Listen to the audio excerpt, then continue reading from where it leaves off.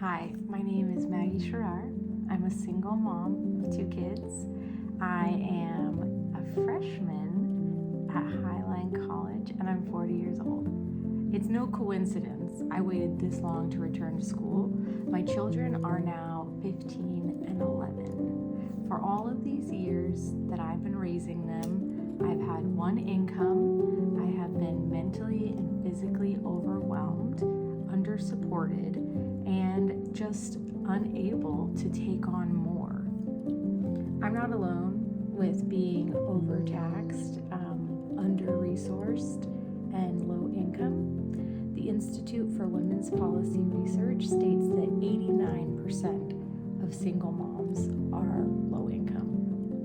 The Institute of Women's Policy Research also did a study that analyzed data of how single mothers use time as opposed to women without children. And the study was pretty revealing. What we learned is that single mothers in college spend much more time cleaning their homes, doing home care, taking care of children than women without children.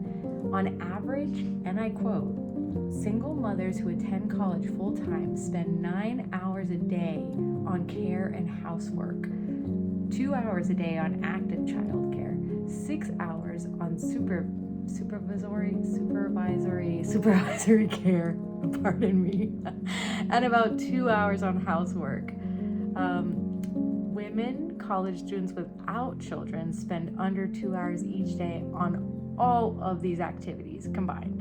So you can imagine how this impacts somebody who's making goals and trying to grow in life. There simply is no room to even think about the resources you might need when you go to college. And then once you get there, you're dealing with such an intense workload from your life, and then you add on your 15 hours of schoolwork on top of it. What do you think is going to happen? Take a look at this graphic. Here we see statistics that cover sleep, and let me pull this up so I can get a good look at it. We're looking at sleep, exercise, socializing, paid work, housework, shopping, class, homework, activity care, and supervisory care. I don't know why I'm having a hard time with that word. So you can see the difference here. Single mothers that are students are getting half an hour less sleep. They're exercising less, they're socializing less, they're doing more paid work, they're doing more housework, they're able to shop less, but they're having to buy more groceries. Let's not kid ourselves there. They're having less time to work on classwork and homework, but they have the same amount of work to do. So we have to put all of these pieces together to understand the problem here. So maybe you're asking yourself, why am I so passionate about single mothers going back to school? It's not that just we're low income for a short time. It's that there's a huge, long, ongoing financial issue for these women. Women with 4-year degrees who work full-time, year-round, earn on average $612,000 more over their lifetime than women with some college experience but no degree, and $822,000 more than women with only a high school diploma. So if a woman became a single mom in high school and that's where she stopped, well, she's gonna miss out on almost $1 million of earning potential in her lifetime. And so today I am going to help all the single moms out there by creating a survival guide for single moms in survival mode, college edition. I'd love to share some resources with you. So I want to start from the beginning. When we're talking about attending college and we're a low-income single mom, the first thing we need to figure out is how are we going to fund our school and how are we going to make time for school, since we already know the statistics that we're dealing with here. Childcare is one of the biggest reasons that single moms drop out of school. So the thing we want to lean into here is flexibility around our schoolwork and getting to know our professors so that they understand what our needs are. So as we begin, we have to pick a college. I chose Highline College because almost all of their classes are available online and the tuition is on the lower end. It's much more affordable than your regular four-year college. And as you're discovering your career pathway, it's much smarter and more financially viable to go to a community college. So you choose your college and then you apply for financial aid. So if you go to studentaid.gov, you can fill out the FAFSA. For me, my FAFSA covered 100% of my education for my associates in arts, my arts associates. So that's a great place to start. Then I want to direct you to a college-specific financial aid option. So if you go to Highline College, then you have the opportunity to work with Women's Program and WorkFirst. So if you click on their community resources, you will find scholarships. So we have at least 4 scholarships available right there. And then there's also other websites that you can search up specific scholarships that match who you are. I'm a domestic violence survivor, and so just today I found out that I won an $8,000 scholarship from the WISP Foundation, which is for women who are survivors of domestic violence. So as specific as you can get, your chances of getting the scholarship are more likely, and then you're going to be able to fund your education. I mentioned childcare being a significant factor in the reasoning why single moms often drop out of school. And so I'm happy to share with you that Highline Community College does offer some childcare subsidies. If you go to Women's Programs and WorkFirst on the Highline website and you click on Community Resources and then Childcare, you'll find Working Connections Childcare. It's a childcare subsidy for working parents and parents on cash assistance through DSHS. You'll find Washington State Department of Children, Youth, and Family. So they have early learning childcare available and child development support. There's also Best Starts for Kids child care subsidy, so that's where they're going to be giving you funds to find your own child care resources. Child Care Aware of Washington is a nonprofit high quality child care and learning programs. Child Care Aware for military families is the last one listed there. So in order to get these, you'll definitely need your government ID, social security number, that type of information, and then some sort of proof of your finances, your income. That could be a tax return, that could be pay stubs, whatever you have to prove your financial standing. I actually went to campus the past couple weeks to try out some of the free resources we have available. So I'd love to share my 2 little adventures with you, where I get a student ID, I go to the library, I feel the vibes of campus for the first time, and I also visited the food pantry. Not only that, but I submitted my art to be in an art show so that I could feel involved and have a sense of belonging on campus. So check it out. Hey guys, I'm here in my car about to head out to Highline Community College.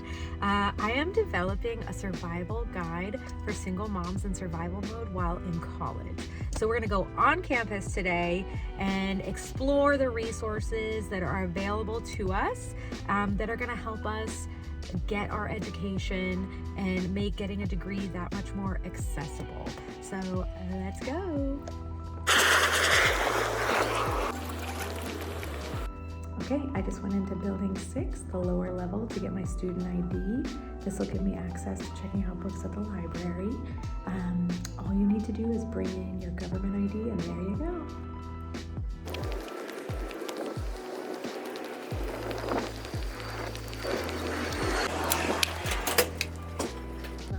Okay, sounds good. Thank you so much. Have a good one. You too.